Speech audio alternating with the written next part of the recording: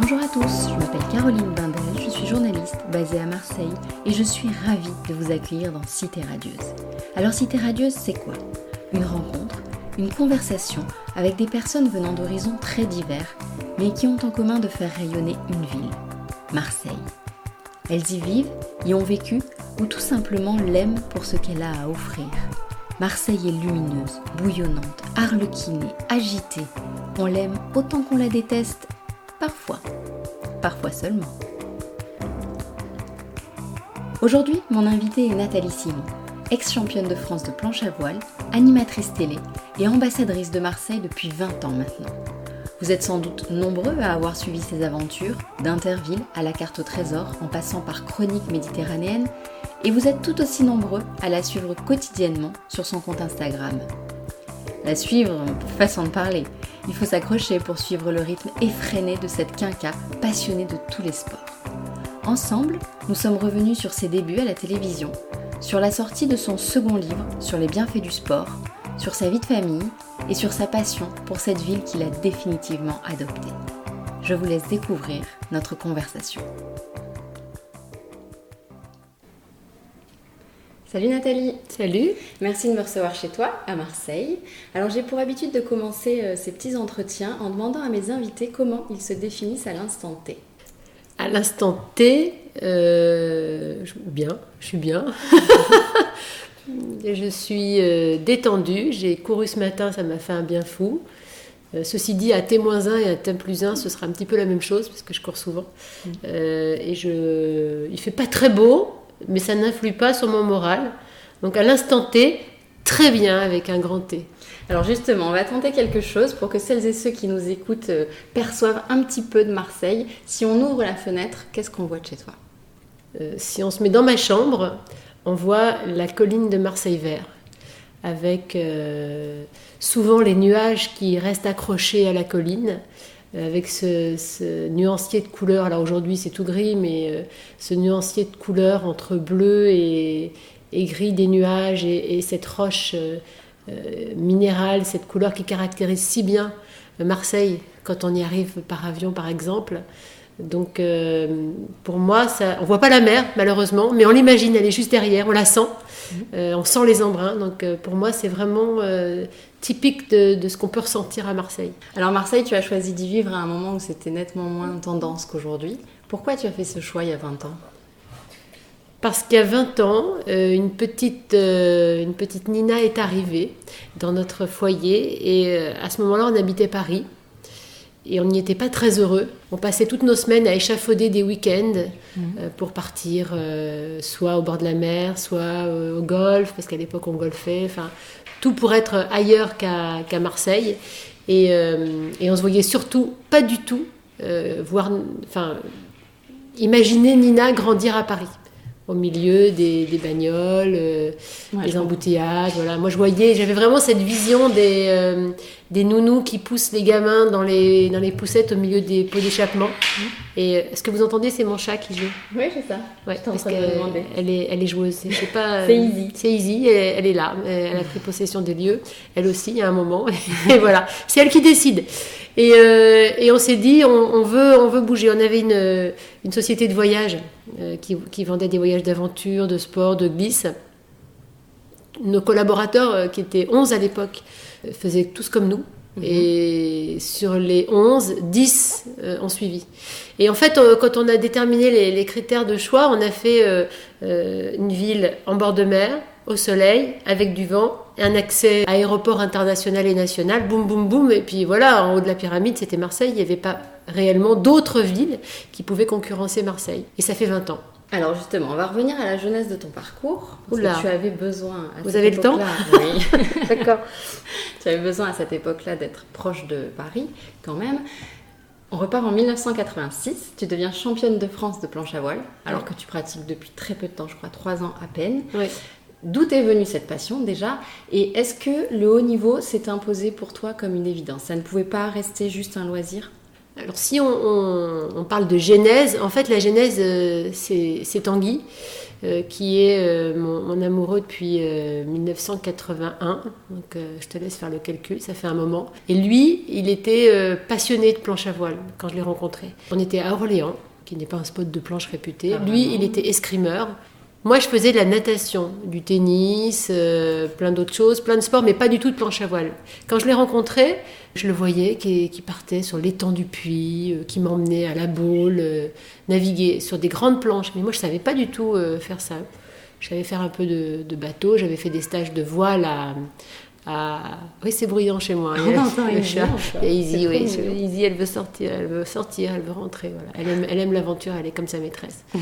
Et Tanguy, donc, m'a initiée à ce sport. Je le voyais faire et je me disais, ça a l'air sympa, mais ça caillait quand même là-bas. Et du coup, quand on est parti vivre ailleurs, parce qu'il a trouvé du boulot ailleurs, j'ai passé mon bac. Oui, ça remonte à loin. Hein. C'était toute jeune. Ouais, et je l'ai rejoint. Je me suis inscrite à la fac à La Valette, à Toulon. Et je l'ai rejoint là-bas. Et là, j'ai découvert la planche. Ça, c'est 83. Je me suis mise à naviguer beaucoup, parce que quand on est étudiant, on a le temps. et en 86, championne de France. Ce qui est rigolo, c'est qu'on a été tous les deux qualifiés pour les championnats de France. Donc, on parle de funboard, hein, parce qu'en planche à voile, il y a plusieurs catégories de planches. Et là, c'était la planche qui permet d'aller dans les vagues, la planche courte, etc., que j'ai appris directement. Et on part tous les deux à Crozon-Morgat, en Bretagne. Et sur la route, les planches, les barres de toit s'envolent. Et là, mais c'est rigolo, j'en parle parce que c'est une anecdote, élément fondateur quand même de notre histoire. Là, toutes les planches de Tanguy qui étaient sur la gauche partent sur la route, toutes les miennes qui étaient sur la droite partent dans un champ. Toutes celles qui sont sur la route sont massacrées par des camions. Celles de Tanguy. Toutes celles qui partent dans un champ, on arrive à les sauver. Il était minuit, il n'y avait pas de portable, voilà, c'était terrible. Et donc lui, il n'avait pas vraiment de planche, donc ça a été compliqué. C'est pour lui. Et moi, je gagne. Et là, Tanguy me dit, bon bah t'as gagné. On n'était pas nombreuses non plus, hein, faut pas exagérer, c'était le début de la planche. Mais bon, voilà, je gagne. Et il me dit, voilà, maintenant il faut que tu partes en Coupe du Monde. Je lui dis, en Coupe du Monde, mais tu m'as vu. Si, maintenant, Coupe du Monde, donc t'as eu ton DUG, donc tu peux faire un break. Je pars au salon nautique en 86, donc avec mon petit book sous le bras, mon book composé essentiellement des articles de presse de Var-Matin que j'avais, puisque j'étais hiéroise, d'adoption déjà. En fait, je suis une fille adoptée par les villes. Et là, je trouve un budget pour partir en Coupe du Monde. Et du coup, voilà, tout part de là. Mais au départ... Tu me demandais si j'étais compétitrice, mais pas vraiment en fait. C'est Tanguy un peu qui t'a boosté, qui t'a donné Tanguy envie de te dépasser. Tanguy, c'est un compétiteur. Ouais. Tout se joue, tout se gagne, on fait compète pour tout, quoi. Qui se lève pour aller fermer la porte, ça se tire à la courte paille. Et moi, j'aime le sport pour le sport. J'ai toujours été sportive. Dans ma famille, on est sportif. Je suivais mon père partout. Mais j'aime ça parce que j'adore me dépenser. Mais au départ, je suis pas compétitrice. Ça m'a manqué d'ailleurs, je pense. Et voilà, et c'est Tanguy en fait, le compétiteur de la famille, lui qui m'a fait devenir compétitrice. Parce qu'une fois que tu es en compétition, une fois que tu es sur l'eau, ou quand je suis partie en Coupe du Monde, là tu le deviens quand même. Bien sûr. Donc une carrière que tu poursuis jusqu'en 95. Ouais. Parallèlement, il y a les débuts à la télé. Il y a toujours du parallèlement avec moi. Finalement, c'est moi qui ai initié lui en même temps. c'est ça, bien avant Macron. Bon, parce que tu parles, il n'était pas né. Du coup, j'ai dû commencer à amorcer ce virage. C'est pas un virage puisque c'est parallèle. Donc, début des années 90, tu attaques la télé. Exactement. En 91, un garçon que les Marseillais connaissent bien, Jean-Claude Dacier, était le patron des sports de TF1. TF1 avait un partenariat avec Peter Stuyvesant Travel, qui était mon sponsor et qui était un des sponsors majeurs de la Coupe du Monde. Je parle de avant loi Evin, puisque évidemment, Travel, c'était un petit peu un alibi, et Peter Stuyvesant, et des cigarettes. Et à la loi Evin, tout ça s'est arrêté. Mais là, on avait ce partenariat. Et du coup, on avait quand même le focus sur la planche à voile, et on avait une belle émission avec Minuit Sport qui, quand on avait une Coupe du Monde parrainée par Peter Stuyvesant Travel, nous mettait en avant, et les membres du team, comme moi, encore plus. Et là, Dacier, il me dit, mais c'est génial, comme il parle Jean-Claude, mais t'es une fille, t'es sportive, t'es jolie, tu parles bien. Ça avait l'air de l'étonner. Il me dit, bah ouais, tu devrais faire de la télé. Ce qui est rigolo, c'est qu'il me dit ça. Je pourrais me dire, mais en fait, c'est dingue, j'y ai jamais pensé. Oui, j'avais quand même une appétence pour ça. Parce que pour mes 10 ans, on m'a offert une radiocassette enregistrable stéréo, parce que bon, aujourd'hui les gamins ils peuvent pas comprendre, mais à l'époque on pouvait pas manipuler les cassettes, tout changer. Et là j'avais ce truc là qui était génial. Et avec ma sœur, on faisait des programmes télé, du podcast en fait. On faisait du podcast. Alors on faisait les pubs, tam tam tam tam. C'était la pub de France 2. T'es trop jeune, tu connais pas.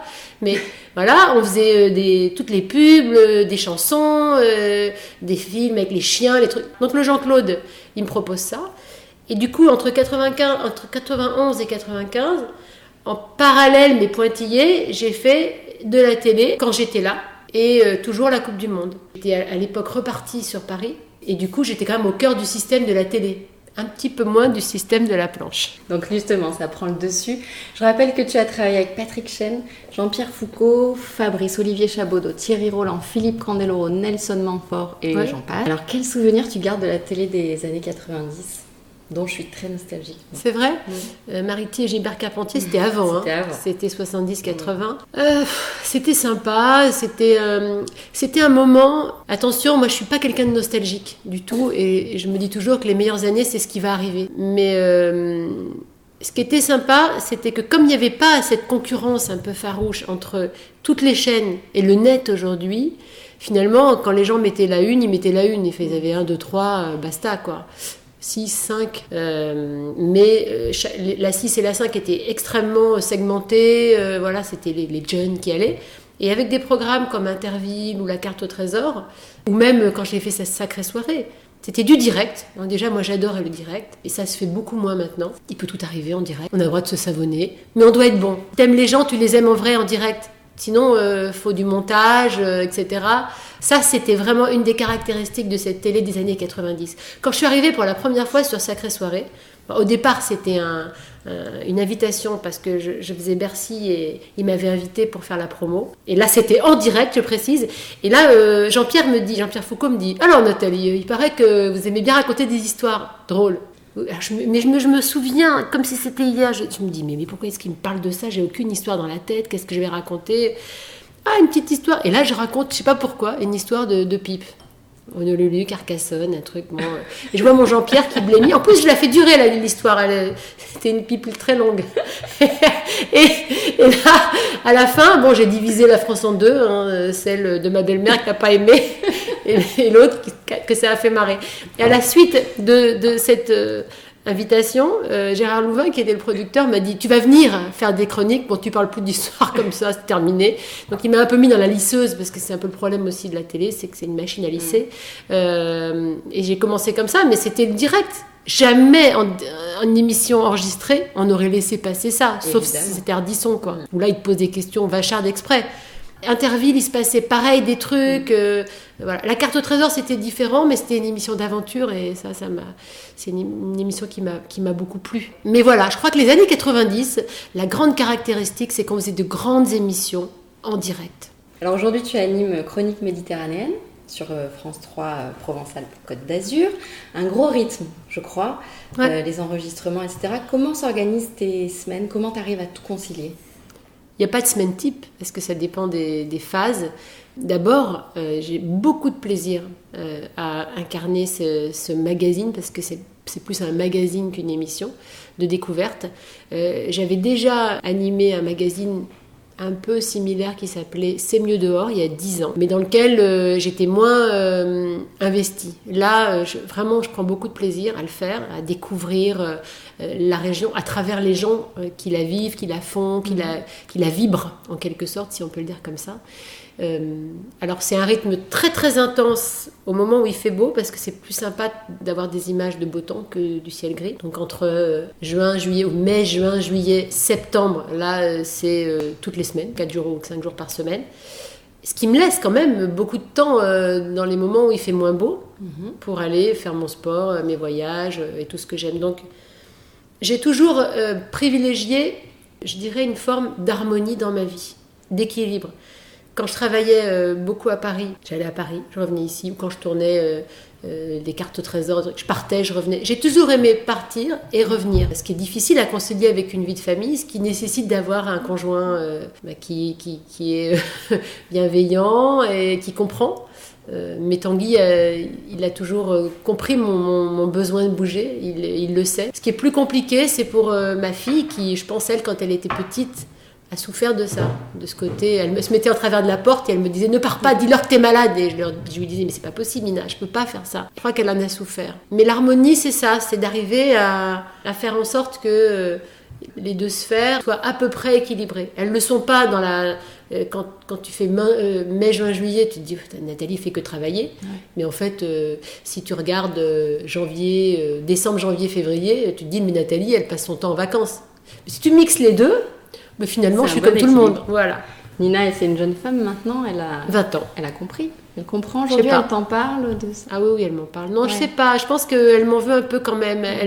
C'est pas qu'elle m'en veut, c'est que elle aurait aimé petite avoir une maman dans la norme. Les enfants, ils aiment pas être différents. Qu'est-ce qui te plaît dans cette émission ? C'est d'aller à la rencontre des gens ? C'est l'humain ? Il y a plusieurs choses qui me plaisent. C'est de choisir avec la production, ou les productions, parce qu'il y a 2 types d'émissions, et avec France 3, les angles, les invités... De décider moi de ce que je vais dire, d'être vraiment investie. C'est-à-dire que c'est quand même... J'incarne cette émission, donc il faut qu'elle me ressemble un petit peu, sinon ça n'a pas de sens. Et ça, c'est hyper agréable. Alors d'aucuns me diront, oui, mais c'est une émission régionale. Je dis, mais moi, je préfère m'éclater sur une émission régionale plutôt que faire la potiche sur une émission nationale. En plus, cette émission, elle est rediffusée au national toutes les semaines. Et je trouve que c'est une émission de qualité. Voilà, j'en suis très fière. Et je suis très heureuse de l'incarner et de bosser avec France 3, Provence-Alpes-Côte d'Azur. Alors en télé, tu as des envies particulières, tu as des concepts que tu aimerais animer ou proposer ? Bon, alors ça, c'est la question à 10 000, mais oui, je me dis toujours que les émissions que font les autres, ils le font très bien, donc je ne vais pas aller m'imaginer à leur place. Aujourd'hui, franchement, je m'éclate à faire cette émission. Peut-être par le futur, j'irai vers les documentaires, parce qu'il y a pas mal de sujets qui m'intéressent sur... les bienfaits du sport, sur les sportifs et leur vie si particulière, sur... Enfin, je ne vais pas tout te dire, sinon... Ça, voilà. Mais à la limite, je pourrais même te le dire parce que j'ai pour habitude de dire que les idées, elles appartiennent à ceux qui les réalisent. Ça ne sert à rien de dire « Ah, ça, j'y avais pensé ». Bah, si tu avais pensé, il fallait le faire. Voilà. Donc, il y a pas mal de choses qui m'intéressent. Je suis quelqu'un de très curieux. Et surtout de ne pas figer. Quand j'ai une envie, je regarde si c'est faisable et je fonce. Je ne me pose pas 10 000 questions. Donc on sait que le sport occupe une place primordiale dans ta vie. Tu as pour habitude de dire, et celles et ceux qui te suivent sur Instagram le savent, le sport c'est la vie. Hashtag le sport c'est la vie. Alors ton actu aujourd'hui, c'est la sortie d'un livre en mars prochain sur les bienfaits du sport justement. Alors c'est quoi l'idée ? L'idée, c'est que ça fait un bon moment que quand je croise des gens dans la rue, ou des copines, ou des copains d'ailleurs, beaucoup me posent des questions, me demandent des conseils sur ce qu'ils ont envie de faire, comment je fais pour être en forme, mais comment faites-vous pour être si positive, mais comment nanana, et oh mon Dieu, mais vous bougez pas. Si, justement, je fais que ça, bouger. Donc, il y a un moment où ça paraissait évident de faire ce livre, parce que le titre « Les bienfaits du sport », c'est assez large. En réalité, j'ai développé sur plusieurs thèmes qui me paraissent importants, comme je fais du sport et je me sens bien, je veux bien vieillir mais pas devenir vieille, etc. Ou plein d'autres sujets comme ça, évidemment autour du way of life, qui est ma vie. Je raconte avec quelques anecdotes croustillantes. Et je pose des questions à des experts dans leur domaine, parce que je ne suis pas médecin, je ne suis pas diététicienne, je ne suis pas nutritionniste, etc. Mais je me rends compte que quand je les interviewe, ça rejoint exactement mon propos. Et ensuite, il y a une partie « et vous ?» Et toi, si tu décides de te lancer dans un challenge sportif, qu'est-ce que ça va t'apporter ? Comment t'y prendre ? Voilà, quelques conseils comme ça. Et c'est rigolo parce que j'ai mis 9 mois à l'écrire. C'est une gestation, finalement. Et je suis assez anxieuse maintenant de sa sortie. J'ai été très anxieuse quand j'ai envoyé le manuscrit à l'éditrice. Je l'ai écrit de A à Z. Et il y avait des jours où j'avais aucune idée et d'autres jours où d'un seul coup, ça fusait. Pour moi, les plus beaux moments d'inspiration, c'est quand je me collais face à la mer. Que je sois à Marseille ou ailleurs, je me mettais des moments face à la mer et ça venait. Alors ces conseils, bien-être et santé, tu disais, il y a des gens que tu croises dans la rue qui te posent des questions, mais tu les distilles aussi au quotidien. Sur Instagram, on en parlait. Il y a une communauté fidèle. Comment tu qualifies ce lien virtuel, là, cette nouvelle façon d'être en relation finalement ? C'est étonnant. C'est assez étonnant ces réseaux sociaux qui sont là depuis peu de temps finalement. C'est étonnant parce que tu parles de virtuel, mais en même temps, les vrais gens me posent des vraies questions et j'y apporte des vraies réponses. Donc pour moi, c'est pas ça le virtuel. Le virtuel, c'est plutôt les fake news, les gens cachés derrière des pseudos qui balancent des horreurs sur les autres, ou le côté, t'as une communauté, donc tu n'as plus de nouvelles que de cette communauté, et c'est comme s'il n'y avait plus que ce monde autour de toi, comme une petite bulle qui se déplace. Moi, j'ai pas le sentiment d'être dans du virtuel. Évidemment, je les rencontre pas. Quoique, tu vois, cet été, j'étais aux rencontres au Pays du Mont-Blanc qu'organise Sandrine Dominguez, et il y a une Samia, une jeune femme qui est, on peut dire, une followeuse, parce que fan, j'aime pas ce mot, mais qui est une followeuse, qui me suit sur les réseaux sociaux, qui me demande toujours des conseils, qui m'appelle coach. Elle s'est inscrite, elle est venue, et on s'est rencontrés. Et on n'était plus virtuel. Et aujourd'hui, quand elle fait des posts, je sais qui est cette Samia, je sais à quoi elle ressemble, je sais cette jeune femme, voilà, je la connais. Et du coup, c'est pas virtuel. Je leur réponds. Alors, ça peut donner l'illusion qu'on est amis, on ne l'est pas vraiment, mais on a combien d'amis vraiment dans la vie? Pas tant que ça. Donc ça fait partie des relations que je peux avoir, mais je trouve que ça permet de rester connecté aussi aux attentes des gens, parce que moi j'ai une pratique du sport assez élevée, on peut le dire, un peu hors norme. J'ai une vie hors norme aussi. J'ai pas la vie qu'on peut avoir si on a un boulot classique. Donc je pourrais complètement être déconnectée de tout ça grâce à ces réseaux sociaux, au côté positif qu'ils peuvent avoir. Je trouve que je suis connectée, doublement connectée. Alors, en tant qu'ambassadrice de Marseille depuis tant d'années, j'aimerais connaître tes adresses fétiches. Resto, boutique ou autre. Mais aussi les endroits où tu te ressources ici. Je me ressource chez moi essentiellement avec Tanguy, avec Nina quand elle est là, parce qu'elle est étudiante maintenant à Paris, la pauvre. Je me ressource en bord de mer quand je cours le matin. Pour moi, c'est énergisant au possible. J'appelle ça l'appel de la basket. Depuis toute petite, c'est comme ça. J'ai toujours été très active, donc j'ai besoin de ça. Ça me fait un bien fou. Mais autant, je peux y aller, poser mes pieds dans le sable, ou dans les cailloux. Chez nous, c'est plutôt les cailloux, mais quoique. Et ça me ressource énormément. Je suis pas hyper branchée restaurant. J'aime bien. Je serais plutôt sur des lieux chaleureux. Avec des patrons sympas, du personnel sympa, tant pis si on mange pas super bien, plutôt que le truc empoulé où on va te dire qu'on mange super bien et ça va durer 3 heures. J'aime pas rester trop longtemps à table. Plutôt la convivialité, quoi. Ouais, mais ça tombe bien, à Marseille, il y a quand même pas mal de lieux conviviaux comme ça, avec une belle vue. Quoique, j'ai un bémol, on manque quand même de restos sympas en bord de mer. On a quand même un littoral très long, toute la ville quasiment. Personnellement, ce que j'aime à Marseille, c'est ce côté extrêmement bigarré, hétéroclite, divers. Et si tout est lissé, s'il n'y a plus une oreille qui dépasse et tout est en joli bois, style art déco, ce sera plus Marseille. Alors pour finir, un questionnaire en forme de déclaration d'amour à cette ville. Si Marseille était une image? Sûrement pas d'Épinal, parce que c'est trop loin. Si Marseille était une chanson? Tu me fais tourner la tête. Si Marseille était un film? Vol au-dessus d'un nid de coucou. Pourquoi? Parce que je trouve que c'est comme si il y avait plusieurs personnes dans le même crâne. C'est pas de la schizophrénie, mais à Marseille, il y a tellement de mondes différents et parfois antagonistes dans la même ville que ça me fait penser à ça. On devient un peu dingue. D'ailleurs, ça rejoint la chanson. Ton expression marseillaise favorite? J'ai un problème, c'est que j'en ai pas adopté vraiment. J'aimerais bien dire fada va, mais voilà. J'ai fait rigoler des copains en disant cette question me taraude. Ils voyaient pas ce que ça voulait dire. Alors j'aime bien le on va promener. J'aime bien ça. Oui, je ne jure pas. Ou alors je dis oh putain, mais bon putain, tout le monde le dit, c'est pas marseillais. Si je dis « Oh putain, con !» Oui, mais je le dirai pas. J'ai pas pris d'accent, donc l'expression sans l'accent, ça a aucun intérêt. C'est pas faux. Écoute, merci Nathalie. De rien. Tu vois, quand tu veux. Ouais, c'est ça. Merci beaucoup, à bientôt. Merci Caro. Salut.